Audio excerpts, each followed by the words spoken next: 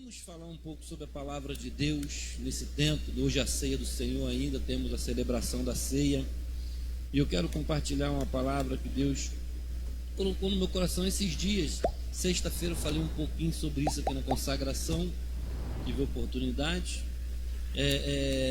Tá preparado aí? Tá aí comigo? O drama de um discípulo pessimista, né? O drama de um discípulo pessimista. O que é pessimismo, né? Uma palavra que para muitos, não sei se todos sabem o que significa pessimismo. É aquela coisa, olha, já viu uma pessoa pessimista? Agora tu imagina um discípulo pessimista. Um discípulo pessimista. Olha que drama é. E a gente vai falar um pouco sobre isso. Abra comigo a sua Bíblia no Evangelho do nosso Senhor Jesus, em João. Está aqui na tela, né? Já coloquei aqui. Eu queria te pedir mais uma vez para ficarmos de pé, para você orar comigo. Vamos ler esse texto sagrado. Quero mandar a parte do Senhor também para os irmãos que estão em casa, acompanhando pela internet. Que Deus abençoe e que essa palavra também alcance o seu coração. Ora, Jesus amava a Marta e a sua irmã e a Lázaro. Ouvindo, pois, que estava enfermo, ficou ainda 2 dias no lugar onde estava. Depois disso, disse aos seus discípulos: vamos outra vez para a Judéia. Disseram-lhe os discípulos: Rabi, ainda agora os judeus procuravam apedrejar-te, e tornas para lá?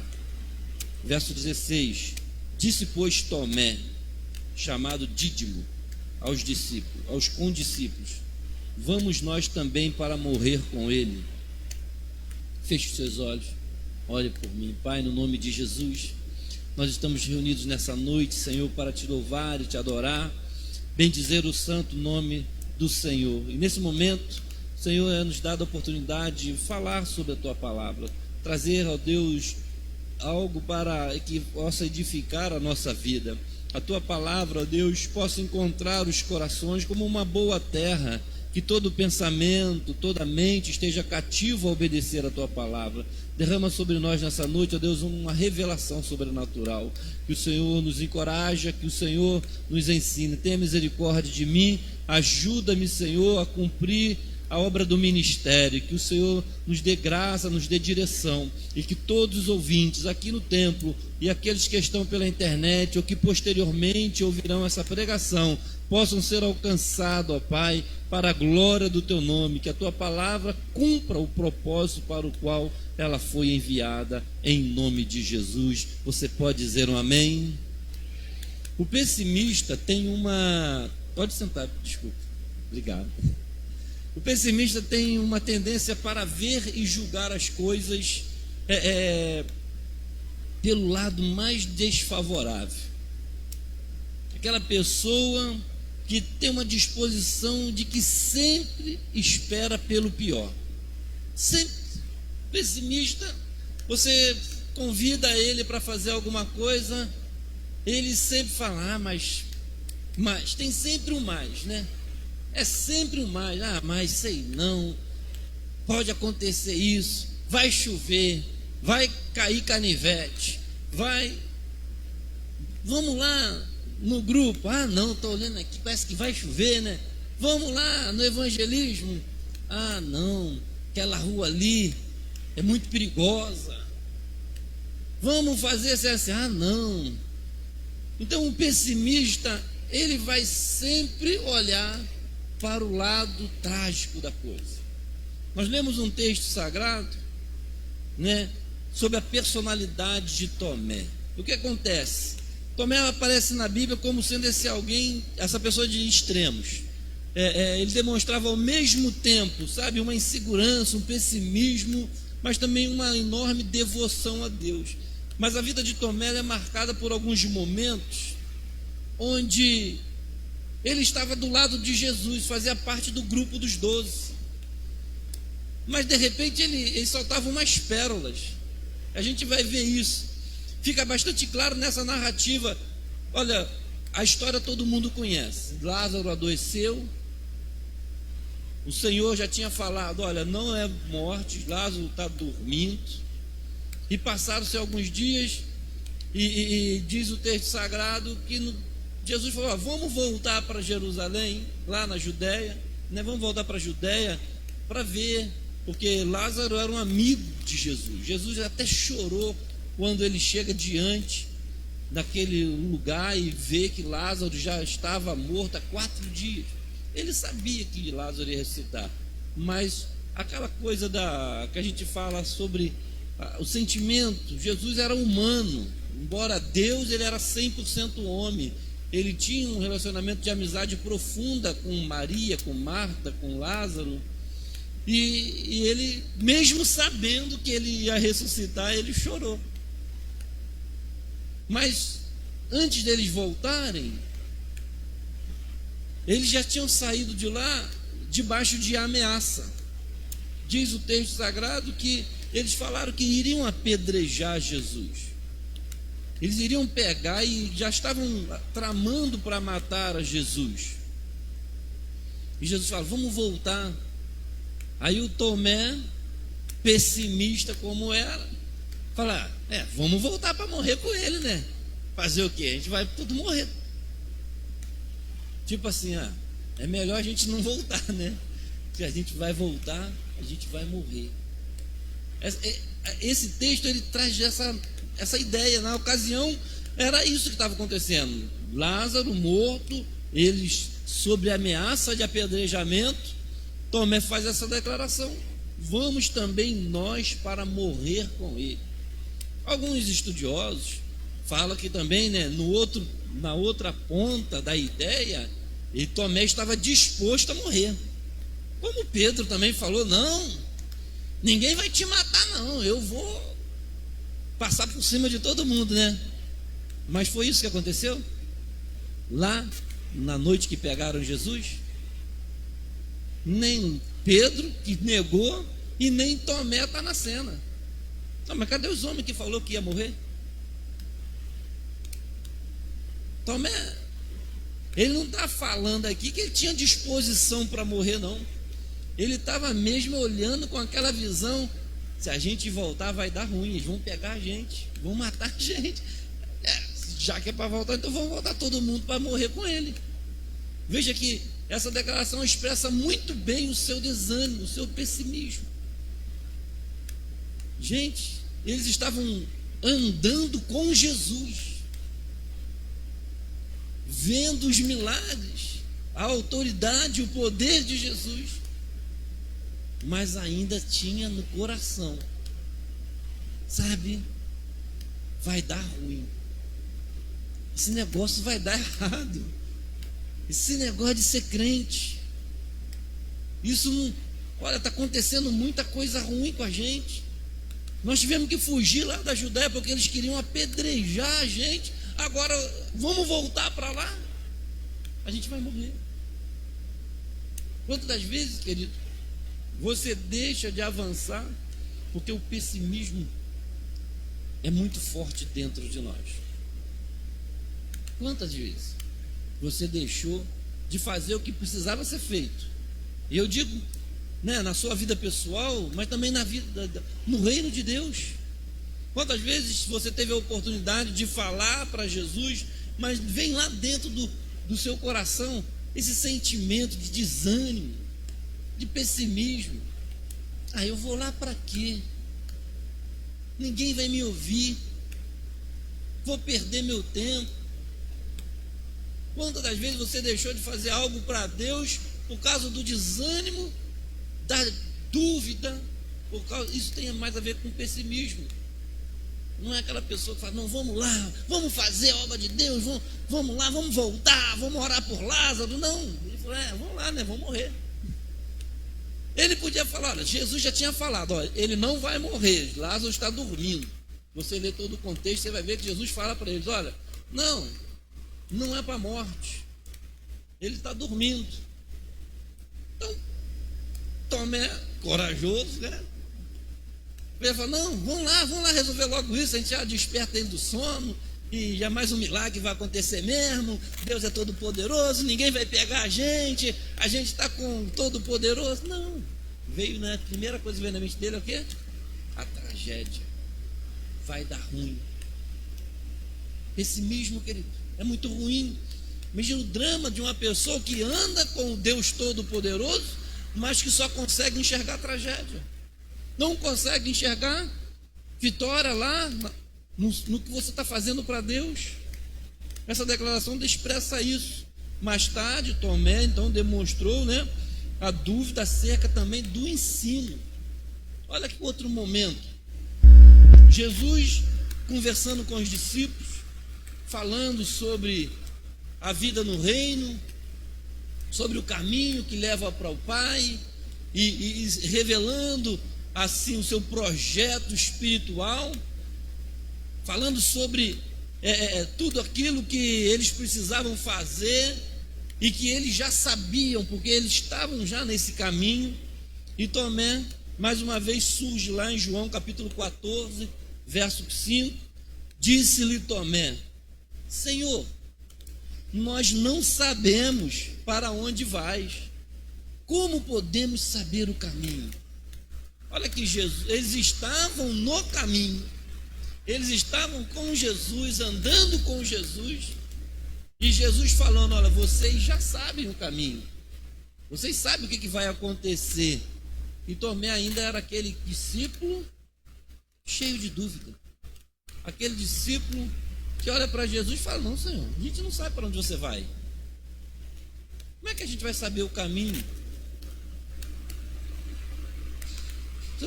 Você está entendendo, querido?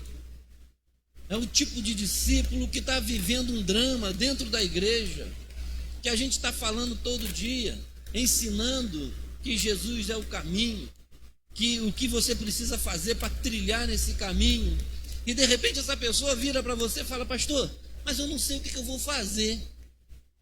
Ué, você já sabe o caminho. Jesus disse para Tomé, para os discípulos: vocês sabem o caminho. Quem é o caminho? E Tomé ainda com dúvida, ainda com esse olhar negativo. É possível que Tomé não tivesse sozinho naquele questionamento. Talvez ele tenha levantado um assunto que envolvesse muitas outras pessoas, né? Os outros discípulos também poderiam estar naquela dúvida. Faltou aí? Saiu? Então, de qualquer forma, querido, essa frase revela certa fraqueza. Quando Tomé chega e fala: olha, nós não sabemos para onde você vai.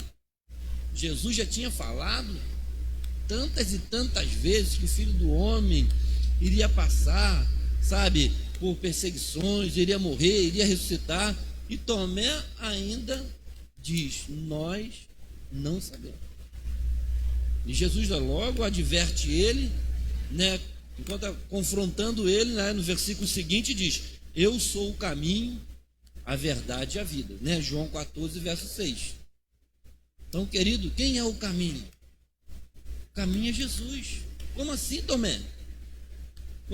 Eu te escolhi, estou te ensinando todos os dias, você está vendo. Eu sou o caminho, Tomé. Você não sabe disso? Sabe, querido? Você está na igreja, você está caminhando com Jesus, amém? Qual é a dúvida que você ainda tem acerca do reino de Deus? Acerca da a sua salvação pela fé em Jesus? O que está travando a sua caminhada? A dúvida? Ainda tem alguma coisa que você não sabe? É possível, querido, que ainda existem milhões de crentes que vão à igreja, que caminham com Jesus, mas ainda não sabe quem é o caminho. Sabe de ouvir falar, mas não de andar com ele. Jesus chama, adverte Tomé, fala ao Tomé: eu sou o caminho, eu sou a verdade, eu sou a vida. O que você precisa saber? Eu estava falando agora há pouco sobre o tema, né, da escola dominical. É um caminho para a revelação, um caminho que te leva à luz, é as escrituras, é a verdade, lâmpada para os meus pés e a luz para o meu Quem? A tua palavra. A tua palavra. Quem é o caminho? É o verbo, é a palavra, é o Cristo. Vocês sabem o caminho, né? Parafraseando com Jesus, é a mesma coisa que eu dizer para os irmãos aqui: olha, vocês já sabem qual é o caminho. E de repente você fica assim: eu sei qual é o caminho. Você sabe. O caminho é a palavra de Deus. O caminho que Ele propiciou. E Ele falou: olha, ninguém vem ao Pai a não ser por esse caminho. Então, querido, qual é a sua dúvida para andar nesse caminho? Imagina que o homem está andando com Jesus. O homem tem um olhar crítico. Ah, pastor, mas é tão difícil ser crente. Olha só, que pessimismo, que drama esse discípulo vive, que vive no caminho, está no caminho, mas não consegue fazer o que tem que ser feito. Porque ele só olha para as dificuldades. Bem que Jesus falou que nesse mundo a gente ia ter aflição mesmo, né, pastor? Olha, tanta coisa ruim acontecendo na minha vida. Só olha. Tem crente que você para conversar, meu irmão, é só tragédia. Fala, irmão, conta uma benção, é só testemunho. Ah, pastor, você não passa por problema? Claro que eu passo. No mundo temos aflição. Mas o que adianta eu ficar olhando os problemas? Se o nosso Senhor já disse: olha, basta cada dia seu próprio mal. Ei, você está no caminho. Pare de esse olhar negativo, pessimista, desanimado. Isso não te ajuda na sua caminhada. O Senhor te colocou num caminho de luz, um caminho de bênção, de vitória, mas você não consegue dar os passos firmes porque você só olha para as dificuldades. Imagina seus discípulos, né? Olha o exemplo de Tomé. A gente vai voltar lá para morrer. Imagina seus discípulos e entra por essa visão pessimista. O nosso Senhor falou que eles vão matar a gente. É melhor a gente ficar na nossa, né? Vamos deixar esse negócio aqui até lá. Muita tripulação. Falou que vão perseguir, que vão maltratar, que vão fazer isso. Rapaz, ser crente é muito bravo. Não dá para ser crente assim não. Que tipo de crente você é que só olha para as dificuldades da caminhada? Vamos ter dificuldade, irmão, mas olha para a promessa, olha para a vitória, olha para o que o seu Senhor vai te dar quando você chegar lá do outro lado. A coroa, as recompensas, as bênçãos espirituais, os dons, aquilo que Deus prometeu é muito maior do que a gente está passando. Mas o discípulo pessimista, ele só olha para os problemas, ele só olha para a aflição. É questionamento todos os dias, é reclamação o tempo todo, que a vida está ruim, que a vida não presta, que nada dá certo, que ninguém gosta de mim. Eu queria ser crente, mas ninguém fala comigo, mas ninguém me ama. Céus, Deus, né? Tem um desenho animado assim, né? Céus, sabe? Parece aquele, tem um animal também, né? Queridos, em nome de Jesus, um drama do discípulo pessimista. Eu não sei se isso tem a ver com você em algum momento. Depois da ressurreição, me parece que as coisas, iam ficar bem. E de repente Jesus apareceu aos discípulos, em algumas reuniões, porém Tomé estava ausente.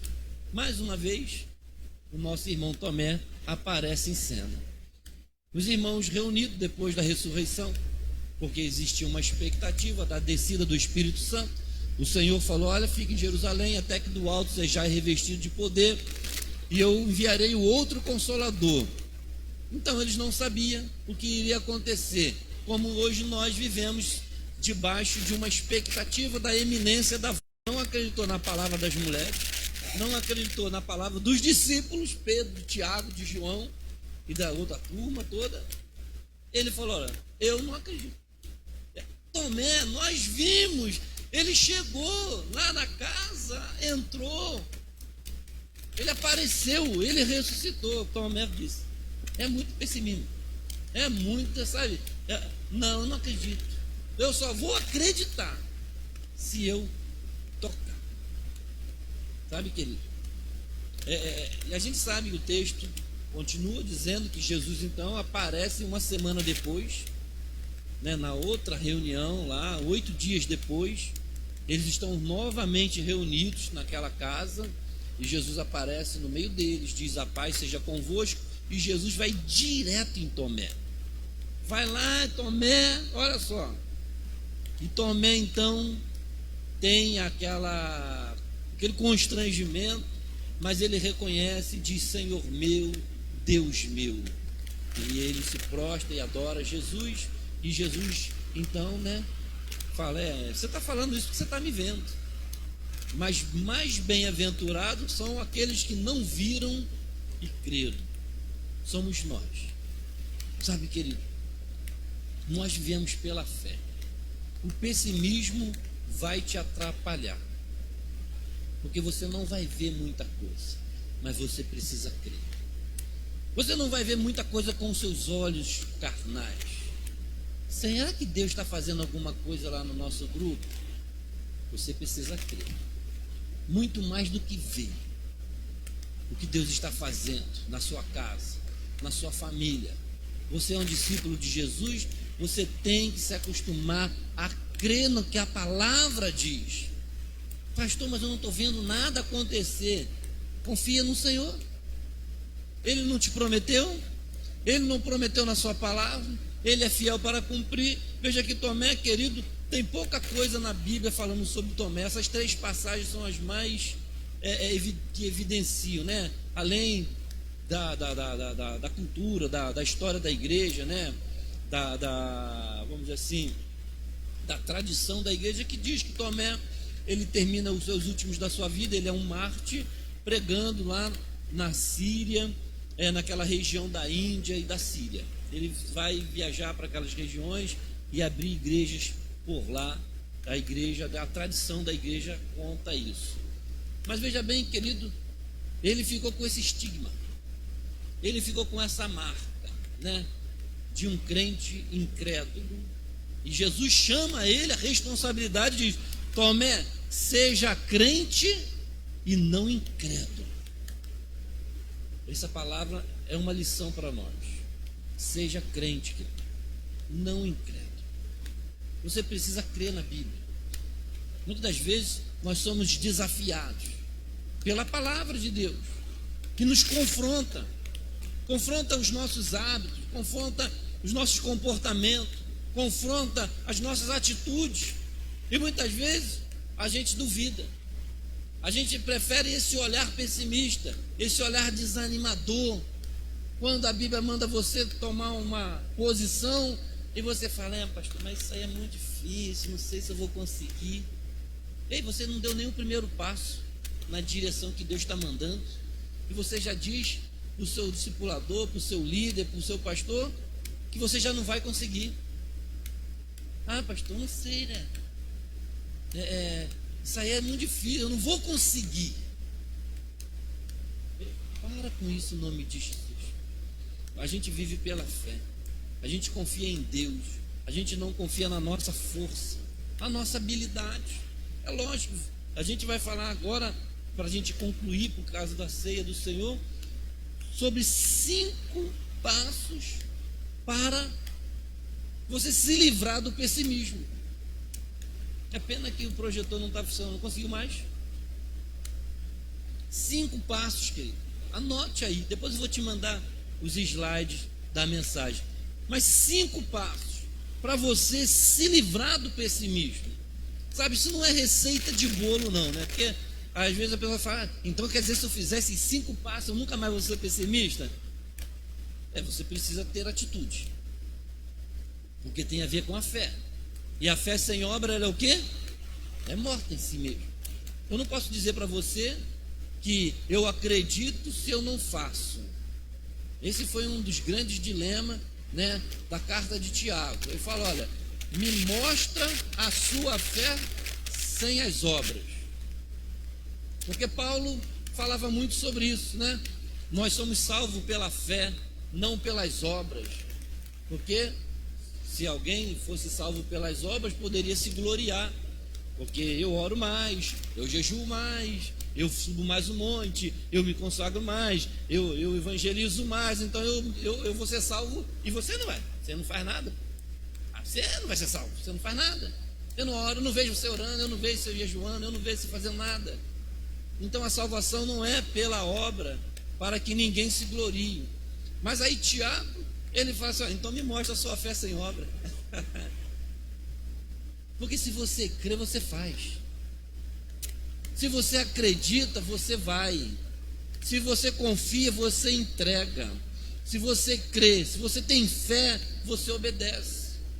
O nosso Senhor fala sobre isso. Vocês me chamam de Senhor, mas não fazem o que eu mando. Ou seja, você não acredita em mim nada.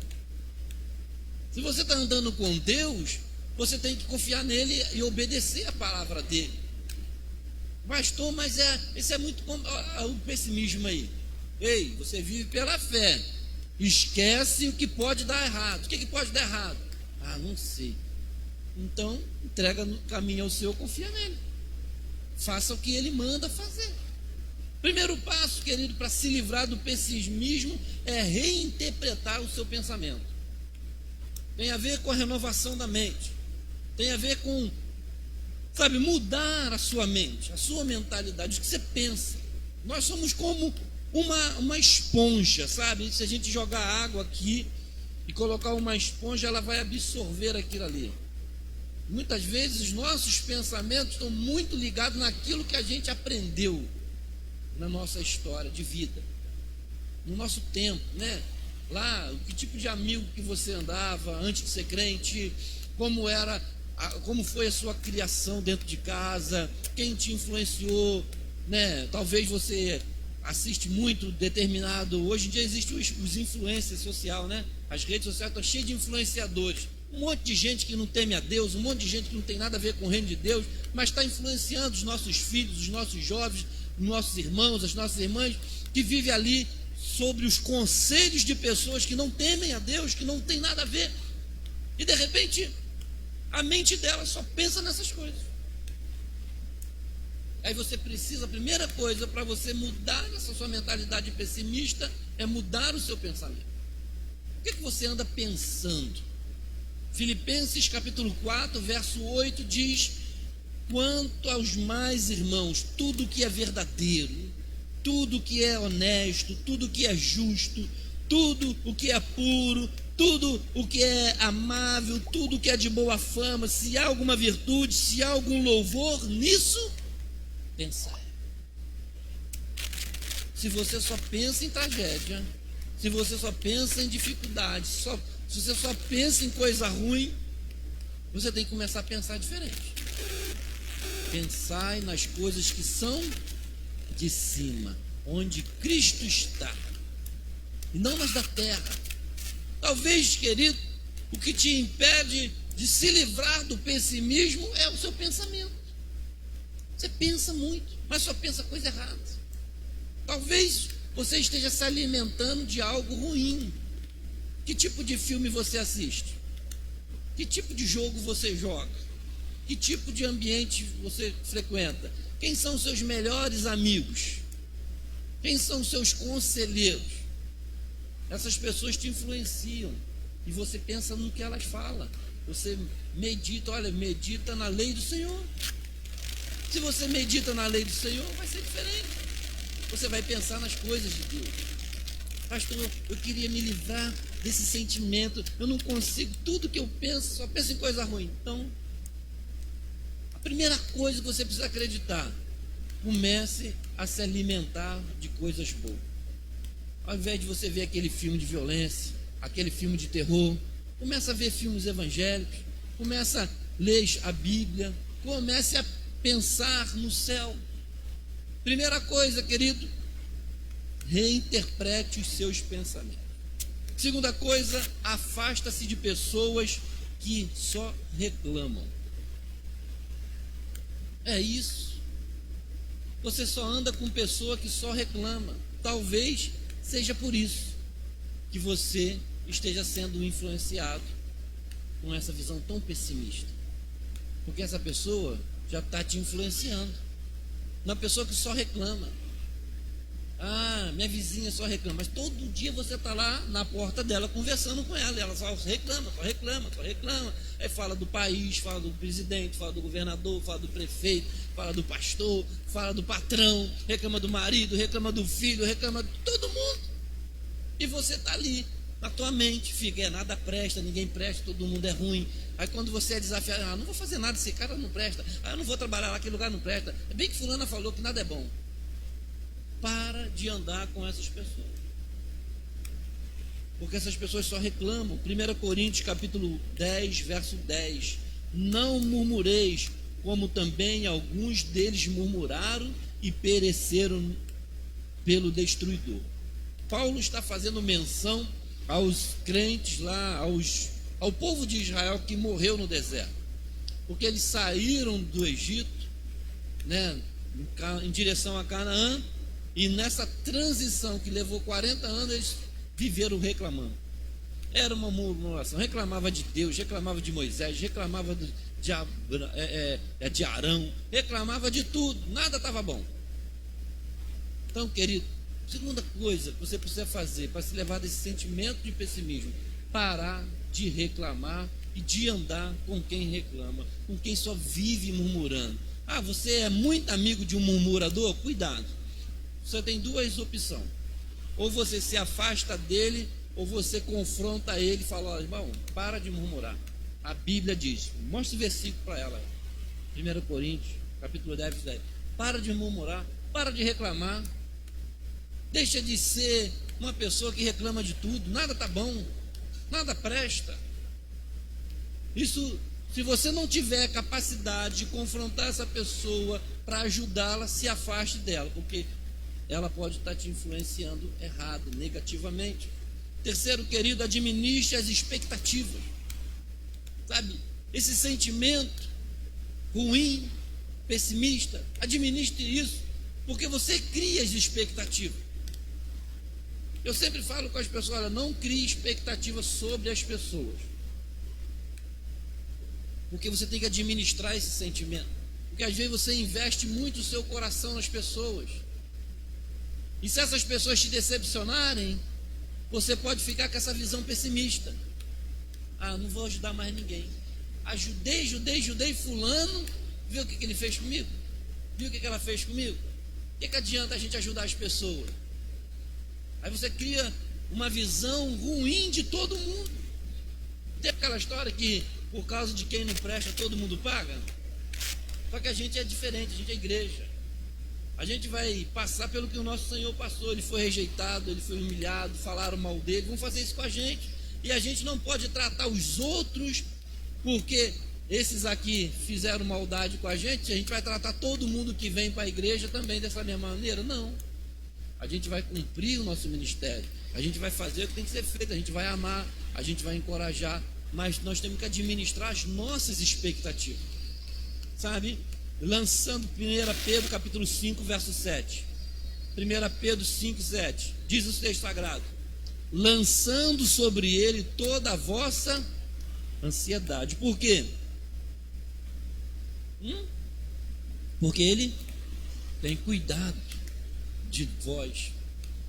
Então, sabe, querido, tem hora que realmente a gente cria expectativa grande sobre as pessoas, mas a gente tem que administrar isso. Por quê? Porque nós somos humanos.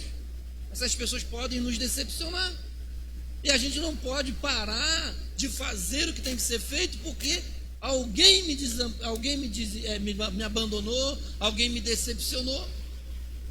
Senão a gente vira pessimista no reino de Deus. A gente não acredita mais em ninguém. A gente numa igreja, a gente recebe gente, muita gente. E se a gente tiver uma visão pessimista sobre as pessoas, aquele que chegou ali não presta. Aquela ali, nem adianta, pastor, nem adianta ajudar, porque olha, não adianta, não tem mais jeito. Já viu essa visão pessimista? Não pode ser assim. Nós não podemos julgar as pessoas pela aparência, nós não podemos ter essa visão horrível sobre as pessoas.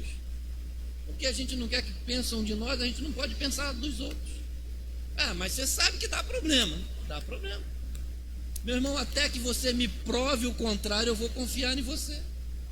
Até que você me prove o contrário. Eu não posso ter uma visão pessimista sobre uma pessoa que eu não conheço. Eu tenho que acreditar na sua boa fé. Lógico, eu vou administrar isso. Eu vou administrar as minhas expectativas. Porque o nosso Senhor já disse disso. Né? Que a gente não pode confiar, né, cegamente. A gente tem que ter equilíbrio. Então, lançando sobre ele a nossa ansiedade. Para que a gente saiba que Deus está no controle. E o que aconteça, isso não vai, mudar a minha visão de fé, a minha visão de trabalhar para o Senhor, porque aconteceu algo errado. Então, se você não tiver essa visão, se você não souber administrar as suas expectativas, você vai se frustrar muitas das vezes e corre um grande risco de se tornar uma pessoa pessimista. Não vou fazer porque dá errado. Nem adianta ir lá, não vou fazer essa prova, já fiz 3 vezes, não passei. Faz a 4ª, faz a 5ª. Acredito, continua lutando. Não vou fazer esse curso porque a minha amiga fez, não adiantou, não conseguiu um emprego. Você está entendendo? Você acaba se frustrando por causa dos outros. Então, querido, 4ª, como se livrar do pessimismo?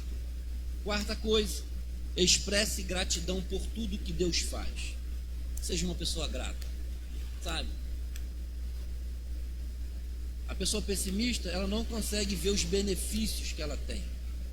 Sabe, são tanta coisa na nossa vida que a gente vive das bênçãos de Deus, mas o pessimista não consegue agradecer pelo que tem, pelo que Deus já fez por ele. Para você vencer o pessimismo, você tem que começar a ser grato. 1 Tessalonicenses 5,18 diz: em tudo dai graça, porque essa é a vontade de Deus em Cristo Jesus, né, para conosco. Aí você vai conversar com a pessoa e reclama, murmura. Aí tu fala: varão, varoa, mas Deus tem sido tão bom, você tem uma família tão linda, você não conhece meus filhos, você não sabe o que eu passo dentro daquela casa. Olha, você tem um emprego abençoado, você não sabe que é o meu patrão, que eu passo naquele lugar. Você entende? Não é grato pela família, não é grato pelo emprego, não é grato pelas coisas que tem. Essa casa, tudo velho. Ai, meu Deus, eu não aguento mais esse lugar. Se eu pudesse, eu sumia daqui. Olha que visão trágica, que pessoa que não é grata. Ela só consegue olhar para aquilo que não é favorável. Tem um problema, amém, faz o que você pode, arruma, ajeita, valoriza o que Deus já te deu. Valoriza a sua família, valoriza a sua casa, valoriza o seu emprego, valoriza os seus filhos, o seu companheiro, o seu cônjuge. Valoriza, porque tem gente que não tem nada disso, mas você não consegue ver. O pessimismo não te permite acreditar que você é feliz. Em nome de Jesus, vença isso. Comece a agradecer. Comece a agradecer todos os dias. Quando você olhar lá, sabe, o seu fogãozinho, só está funcionando uma boca, agradece a Deus, Senhor, graças a Deus, essa boca está funcionando. Agradeça ao Senhor pela sua casa, mas está pingando, mas agradeça, você tem a casa pingando, e gente que nem pingando tem nem casa para pingar. O dia que você puder, você vai lá, você arruma, você conserta, você capricha, você melhora, mas você tem que ser grato. Agradeça a Deus pelos seus filhos. Mas meu filho dá tanto trabalho, pastor. Agradeça a Deus. Quantas mulheres não podem ter filhos? E quantas famílias já perderam seus filhos? Você tem filhos lindos, preciosos. Agradeça, querido. Para de olhar para os problemas.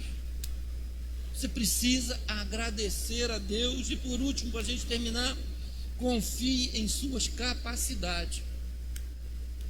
Você precisa acreditar que você consegue.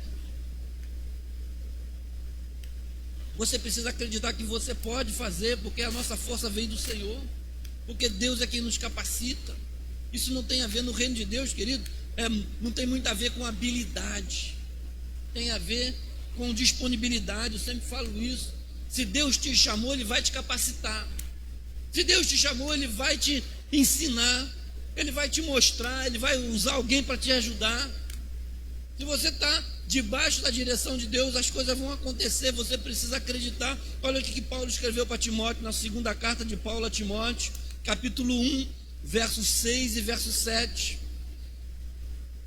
Por cujo motivo te lembro que despertes o dom de Deus que há em ti, pela imposição das minhas mãos, porque Deus não nos deu espírito de temor, mas o espírito de fortaleza, de amor e de moderação.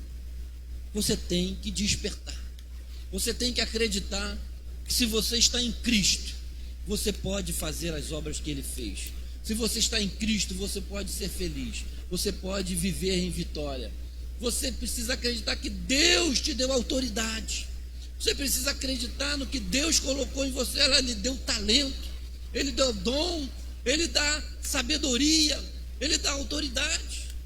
Mas o pessimista, pastor, eu não posso. Isso aí é para você que é pastor.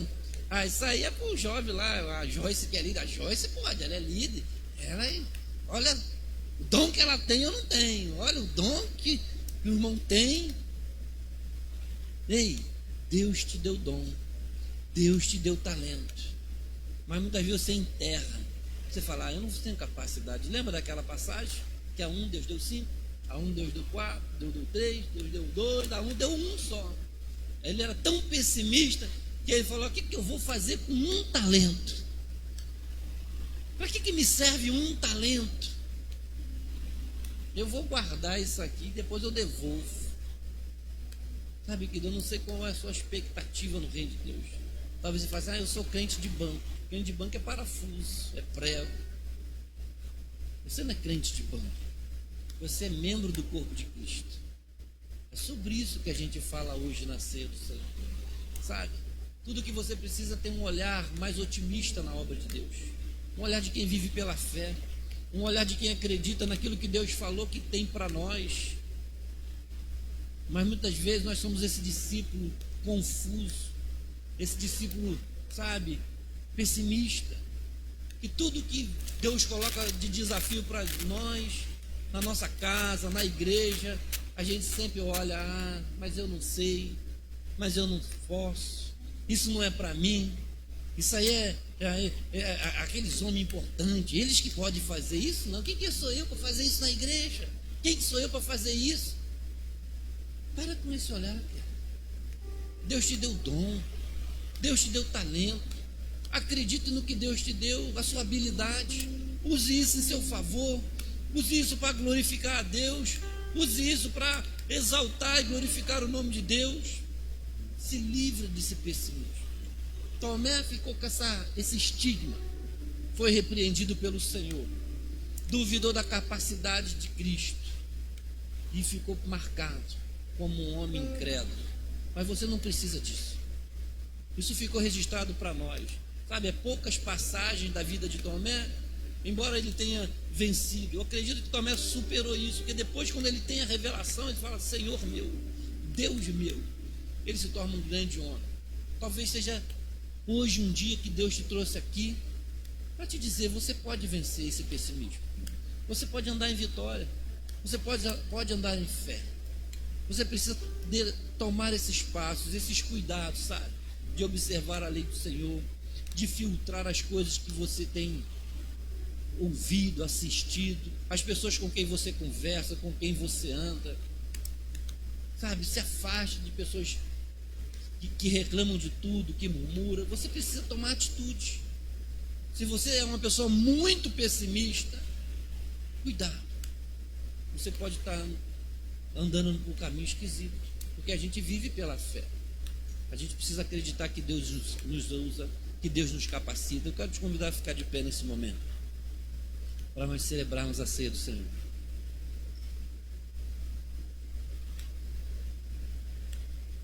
Eu quero te convidar nesse momento, curva a sua cabeça, igreja, em nome de Jesus. Você está aqui na presença do Senhor, sabe? Talvez você não tenha tido coragem em outro tempo, mas hoje é um dia especial. É um dia que Deus te trouxe aqui para te dizer que Ele quer te livrar desse sentimento pessimista.